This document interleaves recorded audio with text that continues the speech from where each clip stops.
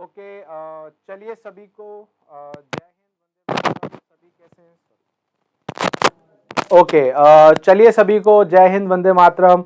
सभी कैसे हैं? आई होप अच्छे होंगे, स्वस्थ होंगे और अपनी प्रिपरेशन आप अच्छे से कर रहे होंगे। और स्टार्ट करने से पहले आप सभी को नए वर्ष की बहुत बहुत शुभकामनाएं। Happy new year everyone.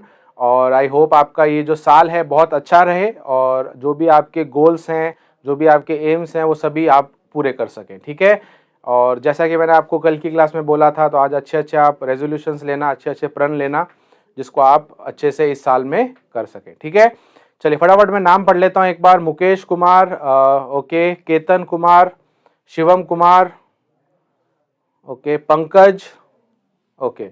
Good afternoon सभी को, जय हिंद। अभी बच्चे जुड़े नहीं हैं, थोड़ा वेट कर लेते हैं, बच्चे जुड़ जाएंगे फिर हम क्लास को स्टार्ट करते हैं। ठीक है। गणेश, जय हिंद।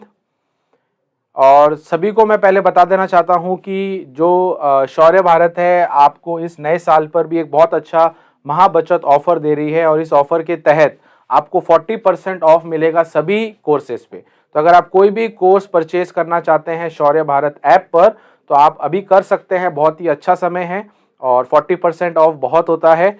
और ये जो ऑफर है, ध्यान रखना है कि ये रोज नहीं, मतलब लगातार नहीं चलेगा। ये सिर्फ और सिर्फ 3 जनवरी तक है। ठीक है। तो आई थिंक आज 1 है, 2 दिन और रहेगा, फिर उसके बाद ये ऑफर बंद हो जाएगा। तो अगर आप लेना चाहते हैं तो प्लीज आप इसको कंसीडर करें। ठीक है। जय हिंद माही। ओके, आज बच्चे भी शायद कम आए हैं बिकॉज नया साल है, सभी सो रहे होंगे। ठीक है। और सेकंड इंपॉर्टेंट चीज जो मैं आप सभी को बताना चाहता हूं कि शौर्य भारत की तरफ से डेली टेस्ट और वीकली टेस्ट की सीरीज भी चल रही है। बट ये पेड सीरीज है, तो अगर कोई भी स्टूडेंट अगर चाहता है अलग से इसको लेना, तो वो भी ऑप्शंस आपके पास हैं। ठीक है। तो ये डेली टेस्ट की जो सीरीज है, ये आपकी प्रिपरेशन को और अच्छा करेगी। टॉपिक वाइज ये डेली टेस्ट की सीरीज चल रही है। ठीक है। तो जो जो हम चैप्टर्स पढ़ रहे हैं उन्हीं से रिलेटेड ये जो सीरीज है, इसके ऊपर क्वेश्चंस आपको देखने को मिलेंगे। ठीक है। चलिए अब बात करते हैं कि सर कल की क्लास में हमने क्या किया था। तो कल आप सभी को पता है। ओके, एक बार देखते हैं और कौन जुड़ा है। दीपक बोरा, जय हिंद, happy new year. AS Banna, Rahul, जय हिंद। ओके। जो पानी में नहाएगा वो लिबास बदलेगा, जो पसीने में नहाएगा वो इतिहास बदलेगा। क्या बात है, बिल्कुल सही लाइनें बोली हैं। जो मेहनत करेगा वही आगे बढ़ेगा, बिल्कुल वही इतिहास रचेगा। ठीक है। इस साल का पहला क्वेश्चन, एग्जाम कब होगा? एग्जाम बहुत जल्द होगा माही। ठीक है। नया साल है, क्वेश्चन भी पुराने चल रहे हैं अभी। ठीक है। प्रदीप चौबे, जय हिंद। ठीक है। हैप्पी न्यू ईयर, आप सभी को हैप्पी न्यू ईयर। ठीक है। तो चलिए स्टार्ट कर लेते हैं फिर क्लास को, और बच्चे जुड़ते जाएंगे जो आते जाएंगे। ठीक है।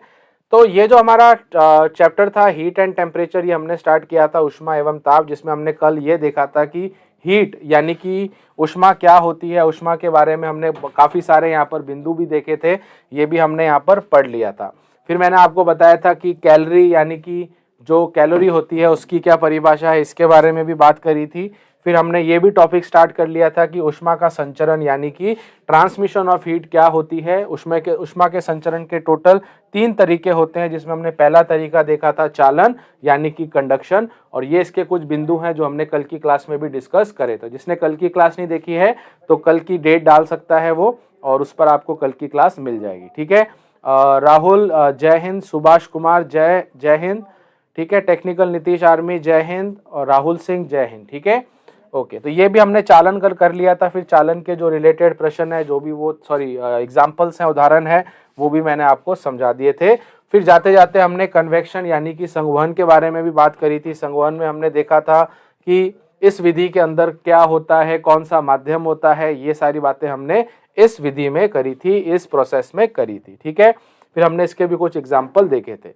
आज हम स्टार्ट करने वाले हैं रेडिएशन यानी कि विकिरण।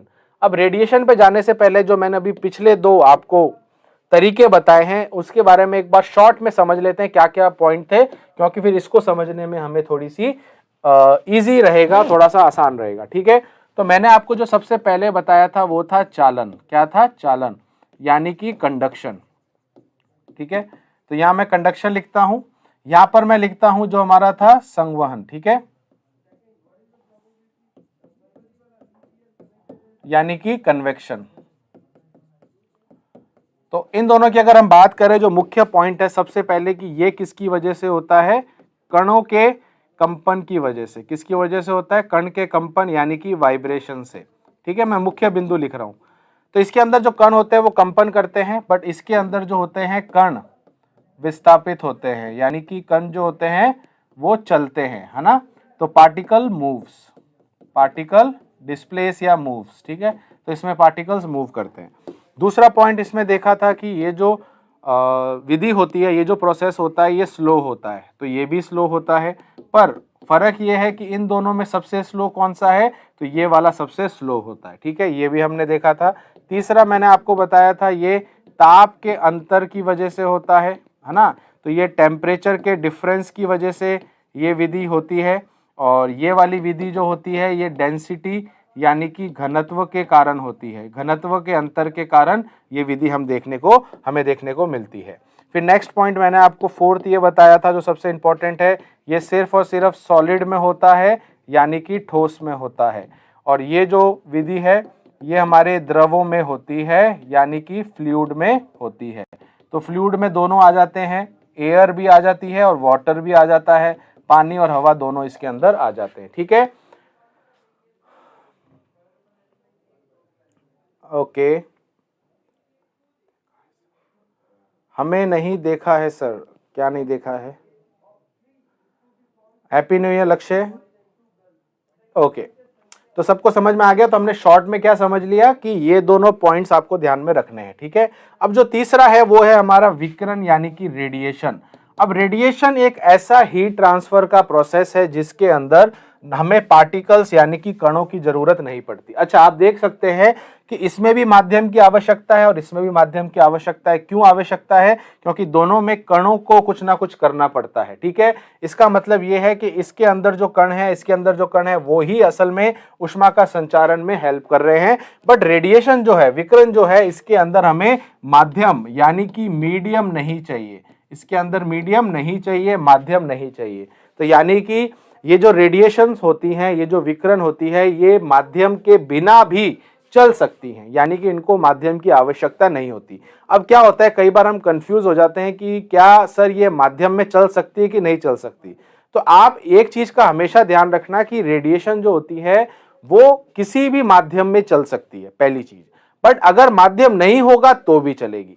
बट इनके साथ क्या था, इनको माध्यम चाहिए ही चाहिए। अगर आप समझ लो निर्वात कह दो, वैक्यूम कह दो। वैक्यूम क्या होता है? जो मीडियम नहीं है, उसमें पार्टिकल यानी कि अणु या फिर कण नहीं होते। यानी कि इसका मतलब यहां पर यह है कि जो रेडिएशन होता है उसको माध्यम चाहिए, मतलब माध्यम नहीं चाहिए। प्लस अगर माध्यम मिल भी जाए तो भी कोई दिक्कत नहीं है। जैसे लाइट है, लाइट निर्वात में भी चल रही है और लाइट जो है वो हमारे हर माध्यम में भी चल रही है, हवा में चल रही है, पानी में चल रही है। तो इसका मतलब ये बिल्कुल नहीं है कि रेडिएशंस जो होती हैं, विकिरण जो होती हैं, वो किसी माध्यम में नहीं चल सकती। माध्यम में भी चल सकती है और बिना माध्यम के भी चल सकती है, बट माध्यम की आवश्यकता जरूरी नहीं है। तो ये सबसे इंपॉर्टेंट पॉइंट इसका हमें ध्यान में रखना है। दूसरी जो चीज आपको ध्यान में रखनी है कि इस विधि में सूर्य से चलकर उष्मा पृथ्वी तक पहुंचती है। तो यही वो विधि है जिसकी वजह से जो हीट है, जो हमें गर्मी लग रही है अभी इस समय, जो सूर्य से हमें मिल रही है, वो इस विधि के कारण मिल रही है। आप बोलेंगे सर वो कैसे? क्योंकि सूर्य और धरती, अर्थ और सन के बीच में अगर मैं बोलूं मीडियम क्या है, माध्यम क्या है, तो आप बोलेंगे सर निर्वात है, वैक्यूम है। तो बिल्कुल वही चीज है। तो वैक्यूम के अंदर भी अगर हीट चल रही है तो वो रेडिएशन यानी कि विकिरण के कारण ही होती है। ठीक है, दूसरा इंपॉर्टेंट पॉइंट यहां पर यह कि जब हम विकिरण की बात करते हैं तो इसमें आपको ध्यान रखना है कि विकिरण क्या होती है, रेडिएशन असल में होती क्या है। तो रेडिएशन असल में तरंगें होती हैं। क्या होती हैं? तरंगें। कुछ ऐसे पॉइंट बताऊंगा जो यहाँ नहीं लिखे हुए हैं, बट मैं आपको अलग से लिखवा दूंगा। तो इसमें ध्यान रखना है आपको, रेडिएशन जो होती है एक तरीके की तरंग होती है। क्या होती है? तरंग यानी कि वेव। और ये जो वेव होती है, ये कौन सी वेव होती है? इलेक्ट्रोमैग्नेटिक वेव, यानी कि विद्युत चुंबकीय तरंग। ये कौन सी तरंग होती है? विद्युत चुंबकीय तरंग। और इसको एक और नाम से जाना जाता है ट्रांसवर्स। कौन सी नाम से? ट्रांसवर्स, यानी कि अनुप्रस्थ। तो ये अनुप्रस्थ तरंगे हैं। कौन सी तरंगे हैं? अनुप्रस्थ। तो ये भी आपको ध्यान में रखना है कि विकिरण एक तरीके की तरंग है, वेव है। और ये जो वेव होती है ये विद्युत चुंबकीय तरंगे कहलाती हैं। और ये तरंगों को हम अनुप्रस्थ यानी कि ट्रांसवर्स वेव भी कहते हैं। क्लियर है? समझ में आ गया? सर रेडिएशन केवल शून्य से ही निकलता है, नहीं, यही इससे पे मैं आ रहा हूं, ठीक है। मीडियम का होना जरूरी है कंडक्शन, हाँ बिल्कुल। तो यहां पर आपको एक तो पॉइंट समझ में आ गया कि ये तरंग है, ठीक है। दूसरा पॉइंट आपको मैंने पहले ही बता दिया कि इसको माध्यम मिले या ना मिले इसको कुछ फर्क नहीं पड़ता, ये तो चलता है। अब जो तीसरा सबसे मुख्य बिंदु आता है कि सर ये जो रेडिएशन है ये क्या सिर्फ और सिर्फ सन यानी कि सूर्य ही निकालता है? नहीं, ऐसा नहीं है। हर एक वस्तु हर एक तापमान पे, आप ये जो मैं आपको पॉइंट बोल रहा हूं ये आप लिख लेना, हर एक वस्तु हर एक तापमान पर रेडिएशन यानी कि विकिरण को उत्सर्जित करती है। मेरा जो लाइन बोल रहा हूं मैं वापस लिख लेना, हर एक वस्तु, इसको पाइवर्स्ट का नियम भी कहते हैं, आपके शायद इतना नहीं आएगा बट आप ये चीज को ध्यान रखना कि हर एक वस्तु हर एक तापमान पर रेडिएशन को छोड़ती है।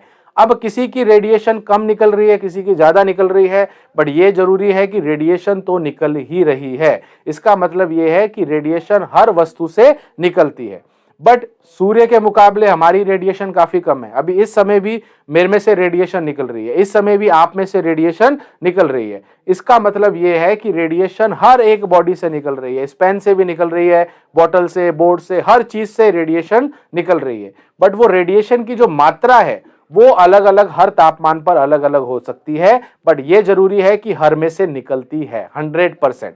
तो रेडिएशन सिर्फ सन से ही नहीं निकलता, हर एक बॉडी से निकलता है। मैं भी आपको कुछ उदाहरण भी दूंगा, ठीक है। अब आप फॉर एग्जांपल आपने देखा होगा कि ठंड बढ़ जाती है। फॉर एग्जांपल आप ठंड में खड़े हैं, ठीक है। इसका मैं बहुत एक सिंपल सा उदाहरण देता हूं। आप ठंड में खड़े हैं और आपने कोई कंबल या फिर कोई जैकेट नहीं पहना, नॉर्मल शर्ट पैंट पहनी है और आप ठंड में खड़े हैं और ठंड में अभी लगभग देख लें 10 डिग्री का तापमान है। चलो थोड़ा और कम कर लेते हैं, 5 डिग्री सेल्सियस का भी तापमान है बाहर और आप बाहर खड़े हैं ठंड के अंदर। थोड़ी देर बाद क्या होगा? थोड़ी देर बाद ये है कि आपका ये जो तापमान है बॉडी का ये 5 डिग्री पर पहुंच जाएगा। सीधी सी बात है कि आप भी ठंडे हो जाओगे। इसका मतलब यहां पर यह है कि अगर आप इसको ठंड में खड़ा कर रहे हो तो इसका तापमान कम क्यों हुआ? तो वो तो हमें पता है कि हीट का ट्रांसफर होता है, उष्मा का संचार होता है उच्च तापमान से निम्न ताप पर, तो इसकी हीट बाहर आ जाएगी। बट मेरा पॉइंट ये है कि इसकी हीट जो बाहर आई है वो किस विधि से आई है। तो अब यहां पर आप फंस जाएंगे, तो अब आप बोलेंगे यहां पर रेडिएशन की विधि से वो ठंडा हुआ है, यानी कि यहां पर वो जो हीट बाहर आई है वो हीट बाहर आने का जो कारण है वो सिर्फ और सिर्फ रेडिएशन यानी कि विकिरण है। बात सभी को समझ में आ गई है? कमेंट बॉक्स में एक बार यस लिखना, ठीक है। सर कैसे पता चलेगा कि रेडिएशन निकल रही है? बॉडी का तापमान गिर रहा है ना, बॉडी का तापमान गिरना, बॉडी का तापमान बढ़ना, इसमें आपको कैसे पता चल रहा है? ये रेडिएशन से तो पता चल रहा है। आपकी बॉडी ठंडी गर्म क्यों हो रही है? कोई चाय ठंडी गर्म क्यों हो रही है? उसमें से रेडिएशन निकल रही है, ठीक है। आप एक चीज का हमेशा ध्यान रखना, ठोस कैसे गर्म हो रहा है, ठोस के अंदर कैसे कोई चीज आगे बढ़ रही है, तो वो चालन है। हवा के अंदर कैसे गर्मी आगे से आगे बढ़ रही है, तो हमारा वो संघवन है, वो हमारा क्या है? कन्वेक्शन है। बट एक माध्यम से दूसरे माध्यम में जब हीट जाती है तो वो रेडिएशन से जाती है। किससे जाती है? रेडिएशन से। एक और उदाहरण मैं आपको देता हूं। आपने कई बार देखा होगा, हमने आग जलाते हैं, हम क्या करते हैं? आग जलाते हैं लकड़ियों से, और हम कहते हैं कि सर इसके आसपास वाली जो हवा है, इसके आसपास वाली जो हवा है ये गर्म किस विधि के कारण हो रही है? अब मेरी बात सुनना, यहां पर दो चीजें समझने वाली है। क्या? पहली चीज कि ये जो लकड़ी गर्म हो रही है इससे हीट जो बाहर आ रही है वो किस फॉर्म में आ रही है। देखो हमारा ये पॉइंट नहीं था लकड़ी कैसे गर्म हो रही है, लकड़ी तो चालन से गर्म हो रही है मान लिया, बट ये जो लकड़ी जो गर्म हो रही है ये हवा को जो गर्म कर रही है, जो इसके आसपास वाली हवा है, इसको ये गर्म किस विधि से कर रही है? तो इसको ये गर्म रेडिएशन से कर रही है। किससे कर रही है? रेडिएशन से। अब जो आसपास वाली हवा है वो तो गर्म हो गई, रेडिएशन से, विकिरण से गर्म हो गई। अब ये जो गर्म हवा है ये अपने ऊपर वाली हवा को भी गर्म करना स्टार्ट करेगी। तो वो किससे किया? उसने संघवन से। अब आई होप आपको समझ में आया। पहले लकड़ी गर्म हुई, लकड़ी गर्म किससे हुई? चालन से, कंडक्शन से। फिर लकड़ी ने अपनी हीट अपने आसपास वाली हवा को जो दी वो किसकी वजह से दी? रेडिएशन यानी कि विकिरण से। फिर वो हवा ने अपनी आसपास वाली हवा को गर्म किया, वो किससे किया? संघवन यानी कि हमारे कन्वेक्शन से। क्लियर है? समझ में आ गया? सर राम सिंह यादव की फिजिक्स की प्रैक्टिस कराओ। दीपक जी, पहली चीज तो मैं जानता नहीं हूं राम सिंह यादव कौन है, ठीक है, पहली चीज़ तो मुझे आइडिया नहीं है।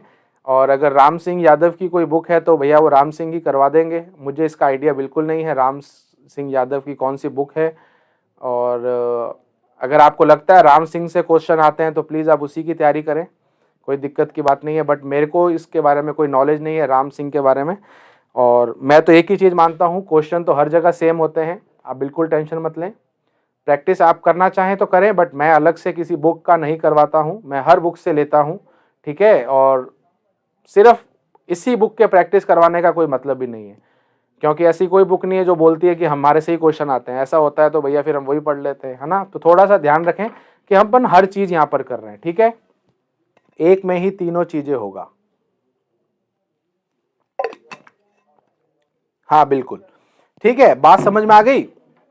तो रेडिएशन हर वस्तु से निकलती है, तो आप इसका हमेशा ध्यान रखना। ओके, अब आते हैं मेन पॉइंट पर कि चलो सर समझ में आ गया रेडिएशन क्या होती है। रेडिएशन आपको दिखती नहीं है, बिल्कुल नहीं दिखेगी आपको, पर क्वेश्चन ये आता है कि रेडिएशन, मैंने आपको पहले ही बोला, तरंग है। क्या है? तरंग है। और तरंग जो अनुप्रस्थ तरंगे होती हैं, ट्रांसवर्स वेव होती हैं, जैसे कि लाइट। अब आप देखते हैं कि जब आपको सूरज से लाइट आती है तो लाइट के साथ हीट भी तो आती है, तो वो असल में एक तरंग है।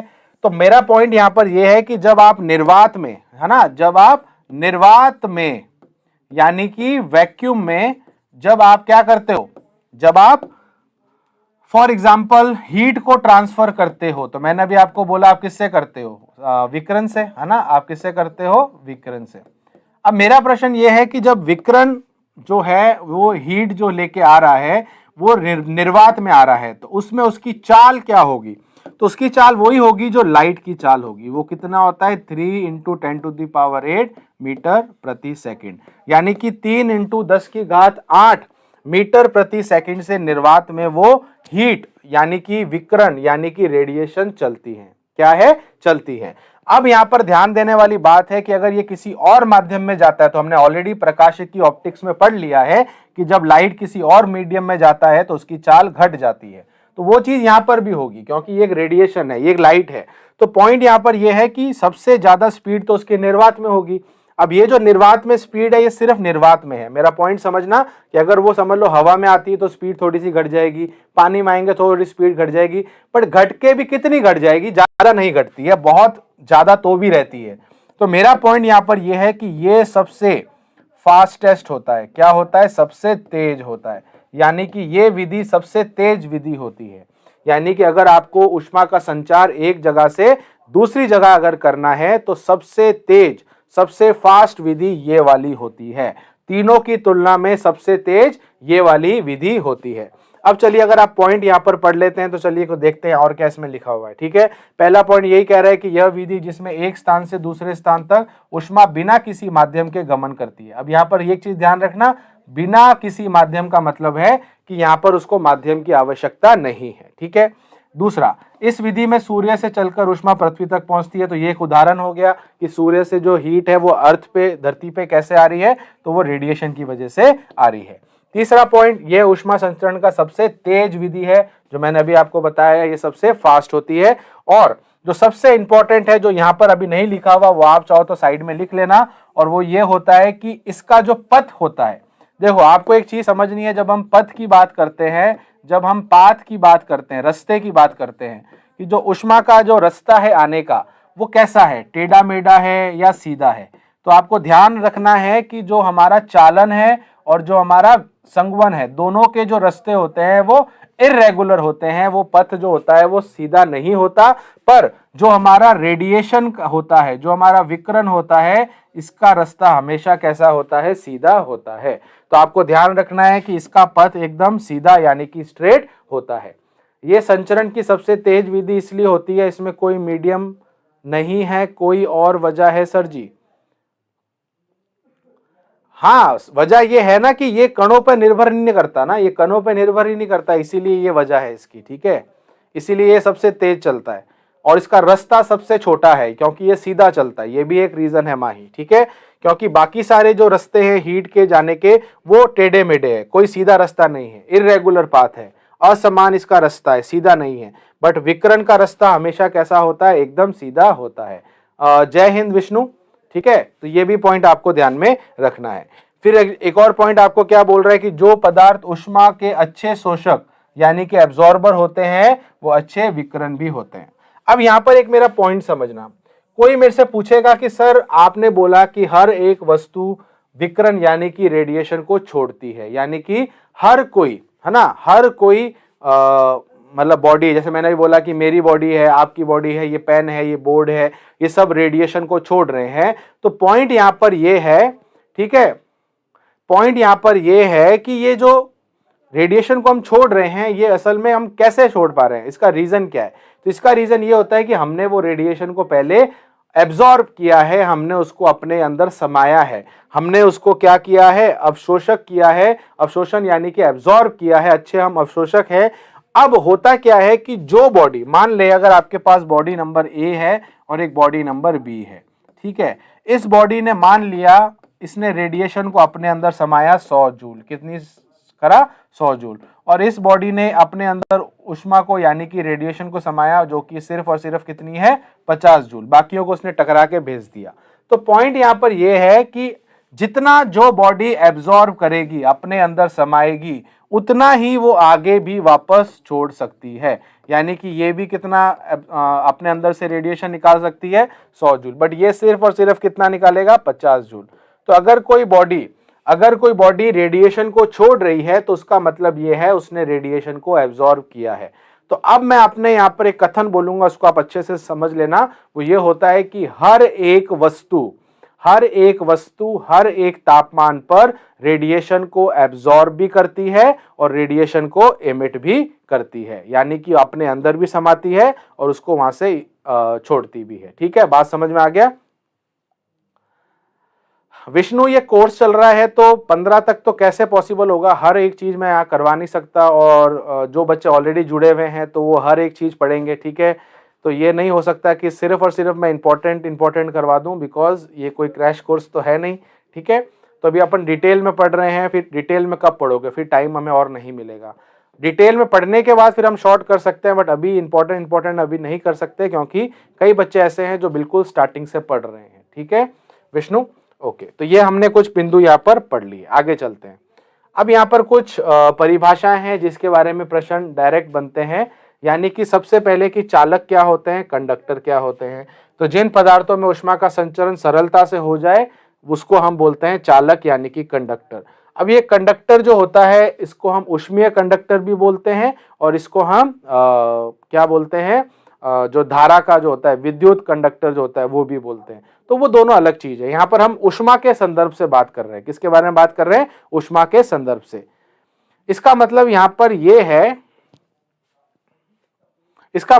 है कि अगर कोई बोल दे कि एक चालक है तो वो चालक जो है वो ऊष्मा को अपने अंदर से आसानी से एक जगह से दूसरी जगह भेज देगा। अब ऑब्वियसली बात है कि जब हम चालक की बात कर रहे हैं तो इसमें जो क्रिया होने वाली है वो चालन ही होने वाली है, यानी कि ये हमारी कंडक्शन ही होने वाला है। तो कंडक्शन जो होता है वो सॉलिड में होता है, ठोस में होता है, तो हम यहाँ पर कंडक्टर की बात कर रहे हैं, चालक की बात कर रहे हैं। तो चालन की विधि जो होती है वो चालक में ही होती है, और कोई अगर बोलता है कि ये चालक है तो इसका मतलब इसमें ऊष्मा बहुत सरलता से फ्लो कर रही है, प्रवाहित हो रही है। अब इसके कुछ उदाहरण हैं, जैसे कि पानी हो गया, मानव शरीर हो गया, पारा हो गया, यानी कि water, human body and mercury. अब यहाँ पर मरकरी जो है, चालक और चालन में अंतर है सर जी, बिल्कुल अंतर है। चालक जो है वो एक वस्तु है, चालन उसका गुण है। चालन तो असल में ऊष्मा का एक विधि है, ठीक है। तो चालक के अंदर जो हीट का ट्रांसफर होता है, जो ऊष्मा का संचरण होता है, वो हमारा चालन के कारण होता है, कंडक्शन के कारण होता है। दोनों में अंतर आई होप समझ में आ गया होगा, ठीक है। अब बात करते हैं दूसरे तरीके के पदार्थ कैसे होते हैं, वो होते हैं कुचालक, जिसको हम बोलते हैं बेड कंडक्टर। तो कुचालक जस्ट इसका विपरीत। तो ये वो होते हैं जिन पदार्थों में ऊष्मा का संचरण सरलता से ना हो सके, जिसमें हीट आसानी से नहीं बहे, ठीक है, जैसे कि लकड़ी, कांच, हवा, रबर आदि। अब इसमें एक प्रश्न आपको मैं बताता हूं जो बनता है। अगर आपको कोई बोले जो खाना बनाने वाले बर्तन होते हैं, आपने सभी ने देखा है, समझ लो मेरे पास एक कढ़ाई है और ये कढ़ाई के यहाँ पर हैंडल है, ठीक है, हैंडल है, और इसको मैंने ऐसे गैस पर रखा हुआ है और ये गैस से इसको हम हीट दे रहे हैं और इसके अंदर जो खाना है वो पक रहा है। अब पॉइंट यहाँ पर ये होता है कि जब हम बर्तन लेते हैं खाना पकाने वाले की बात कर रहा हूं, जिसमें हम खाना पकाते हैं, जैसे कि कढ़ाई हो गई, कुकर हो गया, है ना, जिसमें हम खाना पकाते हैं। तो जब हम खाना पकाने वाला बर्तन लेते हैं तो आपने देखा होगा कि जिस बर्तन में खाना पकता है तो वो तो हमारा कंडक्टर होता है, यानी कि मेटल होता है। क्या होता है? मेटल, धातु होता है। और ये जो धातु होता है इसका गुण क्या होना चाहिए? क्या ये ऊष्मा का संचरण सरलता से करे? बिल्कुल। अगर हम इसको हीट दे रहे हैं नीचे से, अगर इसने इसको ट्रांसफर यहां से नहीं किया तो भैया इसका मतलब क्या है? इसका कोई काम ही नहीं है। तो हम चाहते हैं कि हम ऐसा धातु इस्तेमाल करें जो ऊष्मा को बहुत सरलता से जल्द इसको धातु में से निकाल के बाहर फेंके। ठीक है, तो ये तो इसीलिए हम धातु का इस्तेमाल करते हैं। तो धातु क्या करता है? अच्छा ऊष्मीय चालक होता है, तो वो ऊष्मा को बहुत जल्दी जल्दी आगे भेज देता है। बट वहीं पर जो हैंडल होते हैं, आपने देखा होगा कढ़ाई के जो हैंडल होते हैं या तो वो लकड़ी के होते हैं या वो प्लास्टिक के होते हैं। इसका मतलब ये हमारे क्या होते हैं? ये हमारे कुचालक होते हैं। कुचालक की बैड कंडक्टर।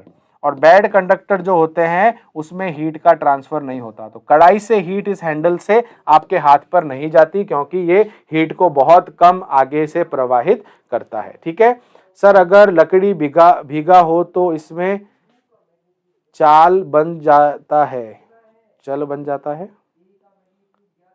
मैं समझा नहीं कुंदन, क्या कह रहे हो आप? चालन कह रहे हो, क्या कह रहे हो?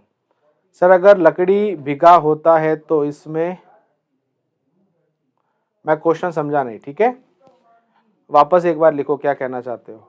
ठीक है, तो यहाँ पर आप सभी को समझ में आ गया ये चीज जो मैंने आपको बताई है। तो खाने बनाने वाले जो बर्तन होते हैं उसके जो असल में जो धातु होता है उससे हमारा खाना पकता है, क्योंकि उसमें से ऊष्मा का संचार होता है। और जो हैंडल होते हैं वो कुचालक होते हैं।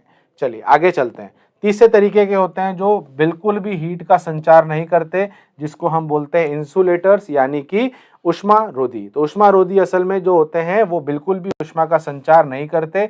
अब 100% तो कोई भी नहीं होता, बट जो सबसे अच्छा इंसुलेटर है उसको हम एक एग्जांपल पढ़ लेते हैं। इबोनाइट एक तरीके का मटेरियल है, धातु है, जो कि एक तरीके का इंसुलेटर है, यानी कि हमारा ऊष्मारोधी है। ठीक है, तो ये 3 तरीके के मैंने आपको चीजें बता दी। अब यहाँ पर मैंने ये 4 चीजें जो लिखी हैं, ये 4 चीजों की थोड़ी सी आपको वर्किंग पता होनी चाहिए, फिर हम उसके बारे में बात करेंगे। ठीक है, थर्मोसेटिंग ग्लास से अब देखिए यहाँ पर बात समझना। सबसे पहले कह रहा है कि वाताकुलन यानी कि एयर कंडीशनिंग। अभी हम यहाँ पर बस जनरल इनके बारे में बात करेंगे कि होता क्या है ना। एयर कंडीशनिंग कैसे किसी चीज को ठंडा करता है। तो अगर मैं आपको बोलता हूँ कि एक बंद कमरा है, ठीक है, इस बंद कमरे के यहाँ पर आपने एसी लगाया, और एसी के आपने देखा होगा एक यूनिट होती है जो घर के बाहर रखी जाती है, जिसमें फैन होता है और ये फैन चलता है। ठीक है, आपने देखा होगा। ठीक है, तो ये जो एसी होता है ये क्या करता है? इस कमरे की जो हीट है ना, इस कमरे की जो हीट है उसको बाहर निकालता है। तो जो एसी होता है वो कमरे की हीट को ले जाके बाहर छोड़ता है, और बाहर हवा से वो हीट को हम हवा में फेंक देते हैं। तो होता क्या है कि एसी के अंदर एक तरीके का द्रव होता है जो घूमता रहता है। तो एसी के अंदर क्या होता है कि वो जो द्रव होता है वो यहाँ से कमरे की हीट को अपने अंदर समा लेता है, और उस हीट को लेके वो इस बाहर वाली यूनिट के पास जाता है, और बाहर वाली यूनिट में पंखे की वजह से वो बाहर की ओर चले जाता है। ठीक है, पी टाइप और एन टाइप के बारे में बता दीजिए सर जी। अरे नहीं आते माही, पी टाइप एन टाइप आपको पता भी है? पी टाइप एन टाइप है क्या? पी टाइप और एन टाइप सेमीकंडक्टर है, अर्धचालक हैं। अर्धचालक के बारे में कहाँ प्रश्न आते हैं ऐसे? आप पता नहीं कहाँ से चीजें पढ़ रहे हैं, मुझे ये समझ में नहीं आ रहा है कि ये सारी एक्स ग्रुप में आती है, 11th-12th की फिजिक्स में आती है। आपके कोर्स में 11th-12th है ही नहीं। आप मुझे एक चीज बताओ माही, कहाँ पर पढ़ा आपने ये पी टाइप और एन टाइप? फटाफट मुझे कमेंट बताओ, क्योंकि यहाँ पर अब हमें समझना पड़ेगा कि आप क्या कर रहे हो। आपको ऐसा लग रहा है कि टाइम है तो हम कुछ भी पढ़ लें, देखो गलती हो जाएगी यहाँ पर। मैं फिर बता रहा हूँ, इजी इजी चीजें आप छोड़ रहे हो। ठीक है,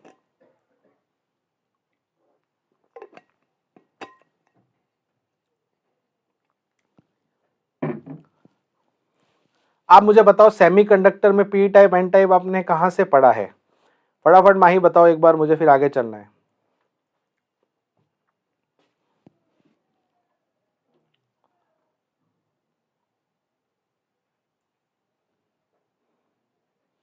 माही कह रहे हैं पी टाइप एन टाइप। आप मुझे बताओ माही कहाँ पढ़ा आपने ये? देखिए समझिए इस बात को, सर एक टेस्ट में था सर, फिर वही चीज टेस्ट में था तो आप पढ़ लेंगे। मैंने आपको उस दिन भी बोला था, देखो मैं अभी फिर एक बार आपको इस माध्यम से बता रहा हूं कि आपकी जो फिजिक्स है, मेरे बात को बहुत अच्छे से लेना, ठीक है। 9th की आप बुक उठा लेना और एक 10th की बुक उठा लेना। 9th 10th की जो साइंस है, उस साइंस में फिजिक्स के टॉपिक देख लेना। अगर आप कोई बुक ना पढ़ो, बस आप 9 10th की फिजिक्स पढ़ लोगे ना, तो आपका काम हो जाएगा। अब आप जो पी टाइप एन टाइप बता रहे हो, P type semiconductor N type semiconductor, मुझे समझ में नहीं आ रहा ये आप पता नहीं कहां से कौन से टेस्ट ले रहे हैं। ये जो है ये गलत है, क्योंकि ये 12th में आता है, 12th की फिजिक्स में आता है। अब आप बताओ 12th की फिजिक्स का क्वेश्चन आपकी फिजिक्स में वो कैसे डाल देंगे? तो थोड़ा सा समझो इसको, ठीक है।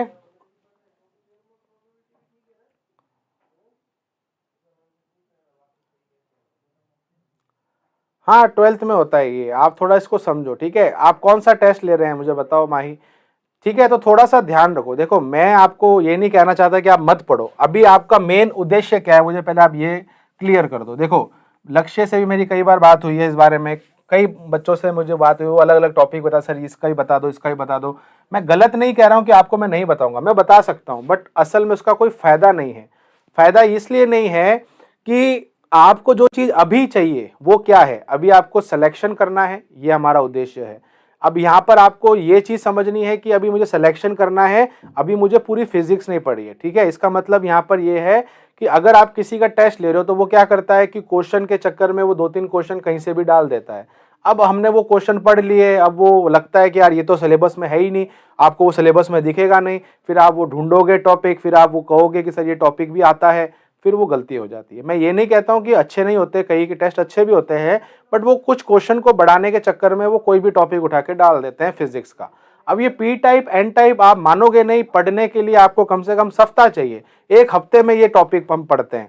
और ये पी टाइप एन टाइप इतना आसान भी नहीं है, उसके लिए आपको पिछली नॉलेज होनी चाहिए, आपको परमाणु की पूरी नॉलेज होनी चाहिए। तो मेरा इस यहाँ पर ये कहने का मतलब है, ठीक है, कि पी टाइप और एन टाइप सेमीकंडक्टर हो गया, या मुझे एक बार किसी ने टेलीस्कोप की वर्किंग के बारे में पूछा था, तो ये क्वेश्चन मेरे हिसाब से तो नहीं आते हैं, जहां तक मुझे नॉलेज है, जहां तक मुझे लगता है। बट फिर भी अगर आप कहोगे तो मैं पढ़ा दूंगा, कोई दिक्कत की बात नहीं है, ठीक है सर। लेकिन टेक्निकल 12th पे फॉर्म फिल होता है, तो इस वजह से डर लगता है कहीं 12th वाली क्वेश्चंस, अरे 12th वाले पूछने वाले क्वेश्चन जो होते हैं ना कुंदन, वो आते हैं हमारे एक्स ग्रुप एनडीए में।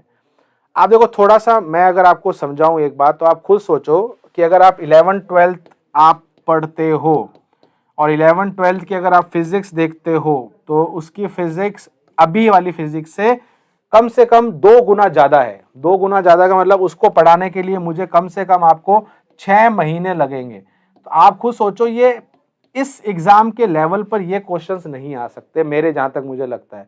इंडियन आर्मी की साइट पे ये टॉपिक नहीं है कुंदन। मैं आपको वही समझा रहा हूं कि आप क्वेश्चन कहीं पर देखते हो और आपको लगता है कि ये क्वेश्चन आएगा, मेरे हिसाब से तो ये नहीं आना चाहिए, क्योंकि P type N type is a very difficult और बहुत ही बड़ा टॉपिक है। अब आप मुझे बोलेंगे sir N type P type, फिर ये वो बात मेरे को समझ में नहीं आएगी, या आप अभी अपने रास्ते से डाइवर्ट हो रहे हैं, ठीक है। अरे कोई बात नहीं, देर की बात नहीं है माही, मैं बस आपको एक समझाना चाहता हूँ, और सभी बच्चों के लिए है ये चीज, ठीक है। अभी आपका एम है जो हमारा कोर्स है वो पढ़ लेते हैं, टाइम बचेगा फिर कभी हम पढ़ना चाहेंगे आगे तो पढ़ सकते हैं, कोई दिक्कत की बात नहीं है, ठीक है। बस मेरा आपका यही उद्देश्य है कि हम अपना मार्ग से भटके नहीं। एक और चीज जो मैंने कल भी एक बार कुंदन से भी मेरी बात हुई थी, एक बार क्षत्रिय कुंदन से, मैंने उसको भी बोली थी, और मैं इसी माध्यम से सबको भी बोलना चाहता हूं, अगर आपको लगता है कि आपको फिजिक्स अच्छे से अब आ रही है, यानी कि आपको लग रहा है कि फिजिक्स के जो क्वेश्चंस हैं मैं कर लूंगा, तो आप बाकी सब्जेक्ट्स पर ध्यान दें। सिलेक्शन सिर्फ और सिर्फ फिजिक्स नहीं करवाएगा, मैं फिर आपको बोल रहा हूं। आप फिजिक्स के सारे क्वेश्चन कर लोगे, बट बाकी अगर नहीं कर पाए तो आप फंस जाएंगे। तो मेरा बस ये उद्देश्य है, अगर आपको लग रहा है कि हमारा सिलेबस हो गया है, अब आपको क्या लग रहा है कि मेरा सिलेबस हो गया, अब सर थोड़ा लेवल बढ़ जाएगा, अब मैं और आगे की चीजें पढ़ूंगा, तो भैया वो गलत है। गलत यूं है कि अब हम उससे कुछ फायदा नहीं है। 15 नंबर में से 15 नंबर आ गए, अब आगे क्या करोगे? आगे कुछ नहीं कर सकते ना। ज्यादा पढ़ना इज गुड, मैं मानता हूं, अच्छा पढ़ सकते हो आप, बट अभी आपको बाकी सब्जेक्ट्स को भी स्ट्रॉन्ग करना है।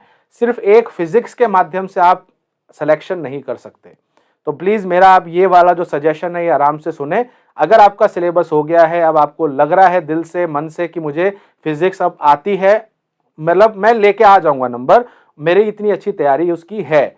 अब उसमें और ज्यादा डीप मत जाओ, जानने का मतलब है कि अब आप उसमें और मत खोजो और क्या क्या क्वेश्चन कहां कहां से मैं ला सकता हूं। यही होता है, हमारे साथ भी ये होता है, जिसमें हमें इंटरेस्ट आता है हम उसके हर तरीके के क्वेश्चन करना देखते जाते हैं। हम फिर अलग अलग वेबसाइट पे जाते हैं, अलग अलग हम टेस्ट सीरीज देखते हैं। अब उस टेस्ट सीरीज में कहीं से क्वेश्चन आ गया, उस वो टॉपिक हमने नहीं पढ़ा हुआ, फिर हम उस टॉपिक को पढ़ने लग जाते हैं, तो हमारा टाइम इतना वेस्ट हो जाता है। बाकी हम तो पहले ही पढ़ चुके हैं, तो बेसिक से ही हमने पढ़ लिया है, वहीं पर हमें रुक जाना चाहिए। बाकी जो चीजें आपकी हैं उस पर आपको और ज्यादा मेहनत करनी, जहां पर आपको लग रहा है कि आपको मेहनत चाहिए। ठीक है, तो इसका थोड़ा सा ध्यान रखना। हमको इतना पढ़ा दीजिए कि हमारा हो जाएगा यार, मेरे पे विश्वास रखो आप। ठीक है, हाँ सर जी मैं शुरू कर दिया है, आपकी बात को फॉलो कर रहा हूं, बस ये चीज है। साइट चेक कर लेना सभी लोग, क्लियर हो जाएगा। मैं तो कह रहा हूं साइट भी चेक कर लो, आप हर चीज कर लो। मैंने आपको जो कारण बताया ये सबके साथ होता है, मेरे साथ भी हुआ है, ये आपके साथ भी हो सकता है। आपको जो सब्जेक्ट अच्छा लग रहा है, जिसमें आप अच्छा परफॉर्म कर रहे हैं, आप फिर उसमें और जाते रहते हैं। आपको लगता है मैं और पढ़ लूं और पढ़ लूं और पढ़ लूं, बाकी सब्जेक्ट और नीचे जाए जा रहे हैं। मैं यहाँ बिल्कुल ये नहीं कह रहा हूं कि फिजिक्स नहीं पढ़ो, पढ़ो, बट अगर आपको उस पर विश्वास हो चुका है कि मैं कर लूंगा, जो मैं आपको पढ़ा रहा हूं ये मैं आपको बता रहा हूं सफिशिएंट है, मैं आपको ज्यादा ही पढ़ाता हूं। कई जगहों पर आप देखोगे ये भी नहीं पढ़ाते हैं जो मैं आपको पढ़ा रहा हूं, ये मैं गारंटी देता हूं आपको। मैं आपको अगर वहां पर अगर वो आपको ना 100% पढ़ाते हैं ना, तो मैं आपको 150% पढ़ा रहा हूं, मैं आपको 50% एक्स्ट्रा ही पढ़ा रहा हूं, अदरवाइज उसकी भी जरूरत नहीं है। कहीं तो डायरेक्ट निकलते हैं बस परिभाषा दे दे के, तो वो चीज भी नहीं कर रहा हूं मैं आपको, और डिटेल में समझा रहा हूं। उससे ज्यादा अगर डिटेल में जाओगे तो आप फंस जाओगे, फिर आपके सारे रास्ते बंद हो जाएंगे, क्योंकि बाकी सारे सब्जेक्ट आपके फिर बंद हो जाएंगे। ठीक है, तो मेरी बात को गलत मत लेना कि मैं ये बिल्कुल नहीं कह रहा हूं कि फिजिक्स मत पढ़ो, पढ़ो। अगर आपको लग रहा है कि मैं अच्छा कर रहा हूं तो अच्छी बात है, वहीं रुको, उतने ही लेवल पे आप रहो। हाँ, उसी क्वेश्चन को बार बार देखते रहो, उनकी प्रैक्टिस करते रहो, जहां गलती हो रही है उसी को बार बार दोहराओ, उसको बार बार सही करो। बट नई चीज अभी पढ़ने का टाइम नहीं है, जो हमारे सिलेबस में नहीं आएगा। जो सब्जेक्ट वीक है उस पर बहुत ज्यादा ध्यान दो, क्योंकि एक सब्जेक्ट सिलेक्शन नहीं कराएगा। मैं ये चीज बार बार कह रहा हूं, फिर बाद में जाके हमें पछतावा होगा कि यार मैं वो भी पढ़ लेता। जिसमें इंटरेस्ट नहीं है उसको ज्यादा पढ़ो, उसको और स्ट्रांग करो, यही मेरा उद्देश्य है कहने का। ठीक है, थोड़ा सा समय आज लग गया इस बारे में बात करने में, बट मैं चाहूंगा ये बात मैं वापस रिपीट ना करूं। तो अगर आप कहीं पर कोई टॉपिक देखते हो जो आपके सिलेबस का नहीं है, तो आप जाके नेट पे भी एक बार सर्च कर लेना वो किस क्लास का है। 9th-10th के जितने भी टॉपिक हैं साइंस के, वो आप कर लो, ये बहुत है आपके लिए। ठीक है, 11th-12th में अगर चले जाओगे तो फंस जाओगे। किस्मत रही खराब, एक दो क्वेश्चन आ गया, छोड़ देना, मेरे हिसाब से तो वो भी नहीं आएगा। ठीक है, बट अभी इतना टाइम नहीं है कि हम सारी चीजें सारी पढ़ लें। ठीक है, तो कोई बात नहीं। आज सर टेक्निकल में 15 क्वेश्चन आते हैं। ठीक है, तो 15 क्वेश्चन मैं कह रहा हूं आप पिछले ईयर के क्वेश्चन पेपर देखो ना, जो आर्मी के द्वारा आए हैं वो देखो। ठीक है, बाकी अब हर वेबसाइट पे जाके हर टेस्ट मत ट्राई करो। कई वेबसाइट वाले सिर्फ और सिर्फ क्वेश्चन को बढ़ाने के लिए कोई भी क्वेश्चन डाल देते हैं, 10-15 और डाल देंगे अलग अलग लेवल के, फिर आप उसमें और कंफ्यूज हो जाओगे, यार ये तो हमने पढ़ा ही नहीं। ठीक है, तो जो चीज़ वीक है उस पर ध्यान दो। जैसे मैथ्स वीक है, कई बच्चों की केमिस्ट्री वीक है, तो उस पर ज़्यादा ध्यान दो। फिजिक्स अगर आपको लग रहा है कि ठीक है मैं कर रहा हूँ, बस होने दो। ठीक है, बस यही कहना यहाँ पर मेरा मेन पॉइंट है। ठीक है, चलिए, तो आज काफ़ी बातें हो गई इस बारे में, कोई दिक्कत की बात नहीं है। थोड़ा आपको मैंने समझाया है, बट नेक्स्ट टाइम आप इस चीज़ को ध्यान रखना, फॉलो करना, आपका सिलेक्शन हो जाएगा। ठीक है, बस जो मैं आपको पॉइंट बोल रहा हूँ, अभी एक फिजिक्स से या एक मैथ्स से आपका काम नहीं होगा, सारे सब्जेक्ट को स्ट्रॉन्ग करना है। मेरिट में आना है तो सारे सब्जेक्ट्स को स्ट्रॉन्ग करना है। फिजिक्स में 15 में से 15 आ गए, बट बाकी में अगर 2-3 नंबर है तो क्या करोगे, है ना? तो अपनी मेहनत भी खराब हो जाएगी, फिजिक्स की मेहनत भी खराब हो जाएगी अगर सिलेक्शन ही नहीं होगा। ठीक है, तो जो मैंने यहाँ पर चीज़ें बोली हैं, प्लीज़ इस पर बहुत ध्यान से सोचना और उसको ही फॉलो करना।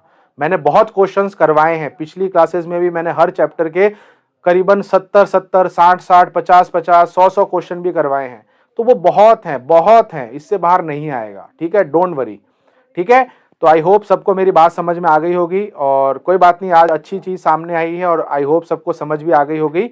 मैं सब करवा दूंगा सौरभ, मैंने सब करवाया हुआ भी है। ठीक है, तो आप डोंट वरी, बस अपने वीक स्पॉट को ढूंढो और उस वीक स्पॉट पे काम करो। ठीक है, अभी टाइम इतना नहीं है कि हम और कुछ नया पढ़ें। ठीक है, चलिए इसी के साथ क्लास को यहाँ एंड करते हैं। सभी अपना ध्यान रखना, तब तक सभी को मेरी तरफ से जय हिंद, वंदे मातरम।